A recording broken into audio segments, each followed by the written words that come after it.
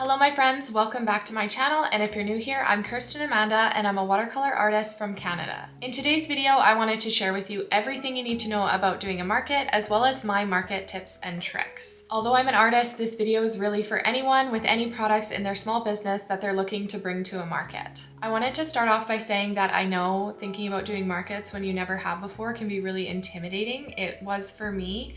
I felt really lost with the whole process and I didn't know where to start, which is part of the reason why I'm doing this video today. As with anything new, I think starting small is really the way to go. So we take things one step at a time and just sort of work through all the things we need to do to get to where we need to be. So with that being said, when I first started out doing markets, I couldn't decide if I should get everything ready for a market first or if I should book a market and then get everything ready. I decided to book the market first, and then that kind of gave me a deadline to work towards in terms of getting all the things I needed and making sure that I had everything for the market.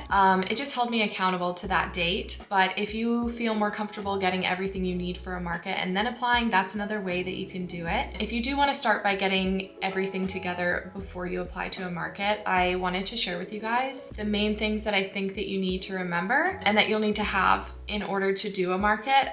There were a few things throughout my journey with starting a market that I didn't even know I really needed until further along, and it got really close to the market and I was kind of scrambling. So I just thought I would start by sharing all of the things you actually need for a market. I also wanted to note that your market setup and display and table and everything can really evolve over time, just as you learn new things about yourself even, but as you do markets, you'll find out what is more suited to what you need to run your business. So I've seen a whole bunch of different, obviously, market displays and table setups and that sort of thing, but also behind your table, there's a whole bunch of different things that you may need to run your business versus someone selling different products. So I think the best way to kind of start out with doing markets is to just start with the basics. So what are the basic things you need to run a market? Basically the things that you cannot live without. That's what I'm going to start by sharing. And first and foremost is your table or tablecloth, the foundation of your market setup. With the table, I would recommend seeing if you could rent a table from whoever's hosting the market. I've seen that be an option many times. So if you don't have a table already, or you don't want to invest in purchasing your own table, that's a really great way to start out, is to see if you can rent one either from the market hosts, or sometimes the venue will have them available, or you can just rent a folding table. So that can be a really great way to get a table if you don't already have one. And then you can just purchase a tablecloth to put on top of it and you're good to go. I've actually seen a lot of people who just use a tabletop and they don't use a tablecloth, which actually is quite nice because you don't have to worry about steaming or ironing your tablecloth and bringing that extra thing along. And I think it can look really clean with just your tabletop. But for me personally, I do still use a tablecloth. It's just a personal preference for me. But in the future, I think I would like to ditch the tablecloth and have a nice table that I can bring along with me. But either way honestly works great. There are a bunch of tablecloths and stuff like that available on Amazon, but another great way to get an affordable tablecloth is to just buy a piece of fabric and lay it on top of your table, and that can look really great too. So those are the first things that you need to bring to a market, are your table and tablecloth.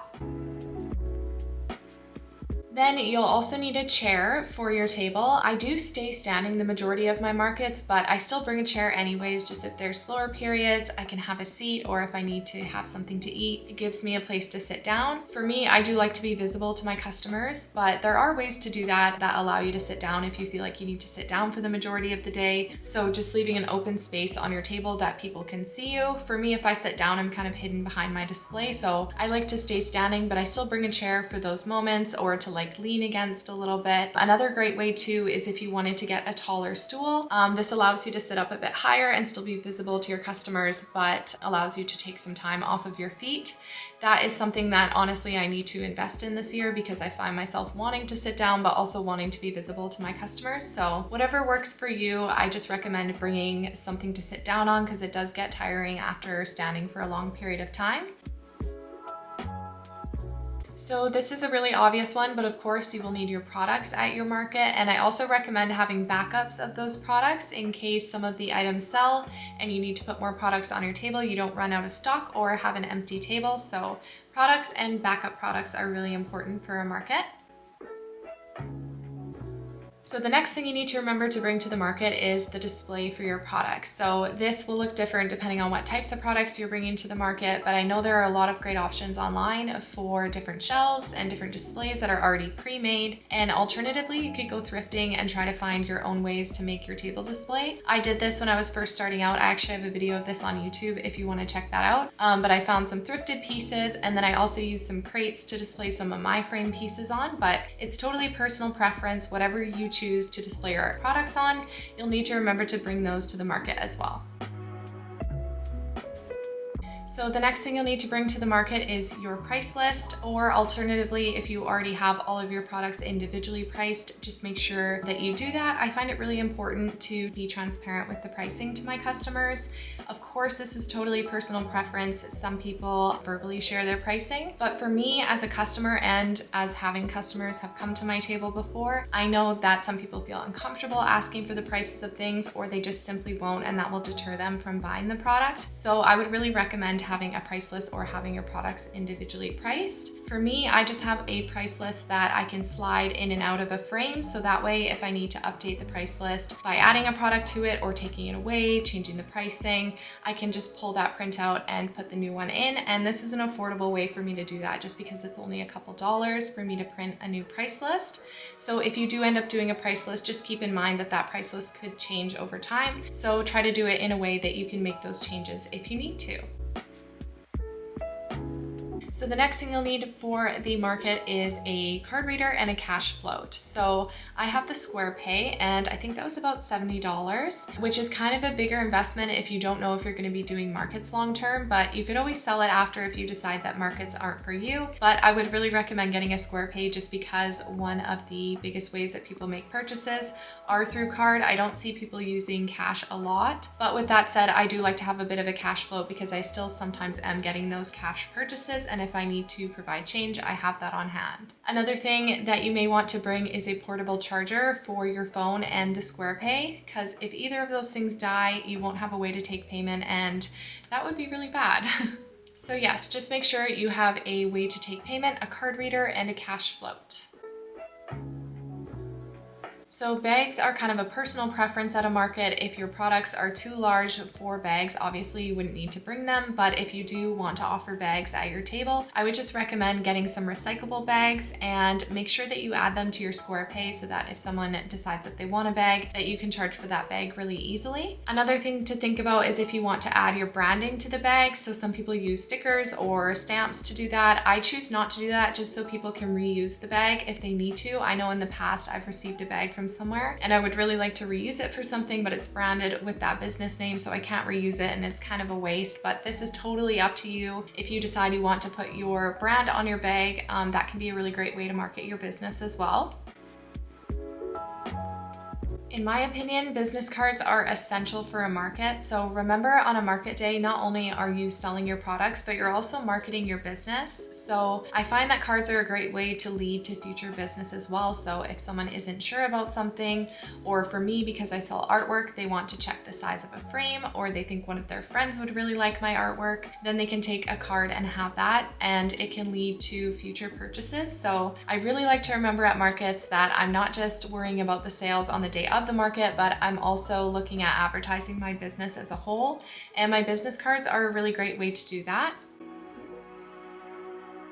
So the next thing you'll need is a sign with your business name or logo in it. Again, we are advertising our business at these markets, so we want to make sure that customers know where they're shopping. There are a number of ways that you can display your business name. It doesn't have to be a huge investment off the start. I've seen lots of people do the banners and the big signs and everything, but if you're just starting out doing markets and you don't want to invest in that right off the start, you could do something like printing off a print at your local printing company or Staples and sticking it inside a frame and just popping it on your table. For me, I actually have my business name inside a frame that I stick on an easel beside my table. I did this at first just to alleviate the cost of printing a sign or getting something made for me, and it's worked really great for me, and I still have that to this day. That's the way that my business name is displayed at my table, so you really just have to find what works for you. But again, I think this is really important so that customers know where they're shopping from. So lastly, and most importantly in my opinion, is food and water. You want to make sure that you have enough food and water to get through the day. Markets are really fun, so if you're hungry or you're not feeling your best because you're dehydrated, it can kind of wreck the day. So you want to make sure that you take care of yourself and that you have food and water to keep you going all day long. Another thing you'll need to decide is if you're doing indoor markets or outdoor markets. So for me, I choose to just do indoor markets because I live in Canada and the weather is super unpredictable, so I stick to indoor. But if you're doing outdoor markets, you may need a few additional things from everything that I just went through. But yeah, that's totally a personal preference. If you decide to do outdoor markets, just keep that in mind that you might need some extra things depending on the weather. But as for everything I just spoke about, I've made one big list for myself actually that I use on the day of the market to make sure I don't forget anything. So if you want this list for yourself, you can find the link in the description box below and download that. So I also wanted to share with you guys a few tips that I've learned over my time doing markets. These are all based on my experience, so I just wanted to mention them so that you can be as prepared as possible going into your market. I know some of these things I wish I knew when I started out, so I just wanted to share them with you guys. The first tip I have for you is to bring absolutely everything that you have to the market. What I mean by this is bringing all of your products with you, even if they're a bit older or they're not your best sellers. You can't predict what people will want on the day of the market, so it's best to just have everything with you. And that way you can be prepared if things sell out that you didn't expect to, you can easily restock them. I've learned this the hard way. I left things that I didn't think people would be interested in at home, and I really wish I would have brought them so I didn't miss out on the sale. So that's why I just say bring everything that you can, even if you have to stick it behind the table, and then as things sell you can put them out. You just never really know what people are looking for or what they'll want that particular day, so I would just say to bring absolutely everything that you can with you on the day of the market. Another thing to think about is your range of prices of your products at a market. So having something for everybody's budget is really important if you can do that. Sometimes I've had younger customers come to my table who just want to buy a bookmark, and then other times I've had people who are really interested in my artwork and they want to buy an original piece. So I make sure to have a range of pieces available at different prices so that it suits everyone's budget. I would also recommend making a list on the market day of what actually is selling. So as things sell, I add them to my list, and this way I know what the higher interest items are and I know to restock them and to bring more of them to my next market. Another reason that I like to keep a list of all of my sales is that if people are using cash to purchase my products, I don't have that tracked anywhere, whereas the Square Pay tracks everything for you and you kind of know what sells. I like to keep track of all of my sales so that I can just make sure everything balances out at the end of the day as well. Another tip I have for you is to practice your setup prior to a market. So especially if it's your first market or even for your first few markets, it can be really nice to trial your table setup at home and even just snap some pictures of that so that on the market day, it's really seamless when you're setting up. You know what you did, that looked good, and you can refer back to that picture to set everything up on the day of the market. And also, I think this is just a fun way to play around with different setups for your table and everything like that. So I would really recommend trialing out your table setup before going into the market. It makes it a lot less stressful on the day of the market as well. I've done this for a number of my markets. I have a couple YouTube videos where I have set up my entire table prior to the market. So if you want to check out that video, I'll have it linked in my description box below. If it's your first market, I would also really recommend bringing a friend or family member along if you can, just to have someone there to support you and help you with everything. Just having that comfort person there for you can be really great. But even if you've been doing markets for a while, it honestly makes things so much easier if you have someone there to help you, not only to help you set up, but also maybe help you track what sells and to cover your table while you go to the bathroom or get something to eat. So if you have that person, it would be really great if you could bring them along with you for markets. But if you don't have someone that can go to markets with you, that is totally fine. Honestly, all the markets I've done, all the other small business owners have been so helpful and super friendly. So if you need someone to cover your table for you while you go to the bathroom, you can just reach out to the people around you to do that. And it's a really fun time sometimes going without anybody else because you get to chat to a number of people. So either which way it works out just fine. But if you do have someone that can go with you to your first market, I find that that can be really helpful. Another tip I have for you is to make sure that you're prioritizing your comfort.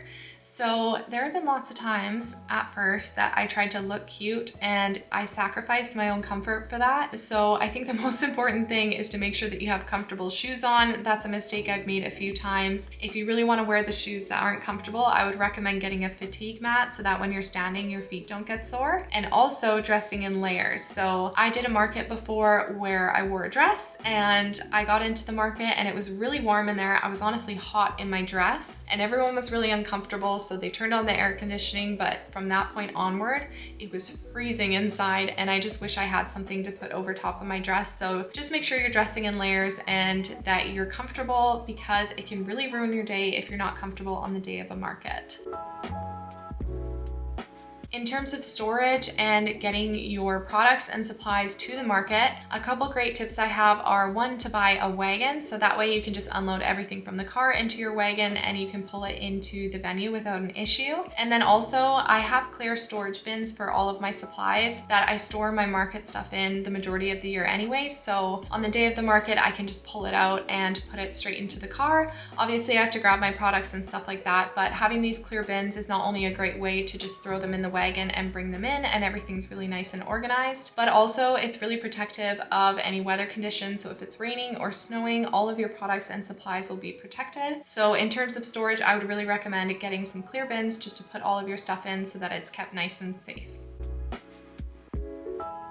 In terms of market sales, there are a couple different ways that you can entice people by using deals. So I have had my bookmarks, notebooks, and stickers on sale for X amount. Even if it's just a couple dollars cheaper than it would be if you bought them all separately, it entices people in to purchase something that's on sale. Or you could also do a spin the wheel situation. I've seen people do that before, where you spin the wheel and you see what % discount you get. It's just a fun way to entice people into purchasing from your table by getting a deal on some of your products. So that can be a really great way to make additional sales on the day of your market, especially if people were already debating buying something anyways and you can offer them a deal. It can be a great way to make a sale. Another thing I wanted to mention is that if your first market isn't super successful, try not to get discouraged. Sometimes a market just isn't the right fit for you. So for me, I've done a couple markets where I didn't make the best sales, and honestly, I think it was about that market itself and the customers that were coming just were not suited to my business. So it does take a little bit of trial and error figuring out what markets are the best fit for you or what time of year. Just make sure to not get discouraged right off the bat, because there are a number of things that can impact the sales or even the number of people attending a market, such as the weather or what's going on that weekend. So really try to stick it out and see if you can figure out what's best for you and your business before knocking all markets, because I have had a couple of markets that I thought, you know what, maybe this just isn't for me. But now I'm so grateful that I didn't give up, because I have found the markets that work for me and the times that work for me, and I've had some really great success with my markets. So try not to get discouraged, and remember that although I know the main part of a market is to sell your products, it also is about advertising your business. So just keep that in mind, that you're also there to meet people and to network and to advertise your business in the sense that someone could purchase from you in the future. So try not to get discouraged and make sure you do a few different types of markets before deciding that markets aren't a good fit for you. My last tip, and I feel like this is the most important tip, is to have a market checklist of everything you need. So like I said, I have linked the list that I spoke about in this video down below, but you may want to add to that as well of certain things that you need for your business, and just make sure that you use that list. Check everything off the list before you leave, because if you forget something, it can be really stressful on the day of the market to try to figure out how to make it work without it, or to go back home and grab it. It just makes it really stressful, and I am speaking from experience here. So just make sure that you have a market checklist and that you're bringing everything you need on the day of the market. So there you have it. That's everything you need for a market and all of my personal market tips from my experience doing markets. If you remember anything that I forgot in this video, please comment it down below, because it could help me or it could help someone else in the future. And I just want to say thank you so much for watching. And if you liked this video, please make sure to give it a thumbs up and subscribe to my channel, and I will see you guys in my next one.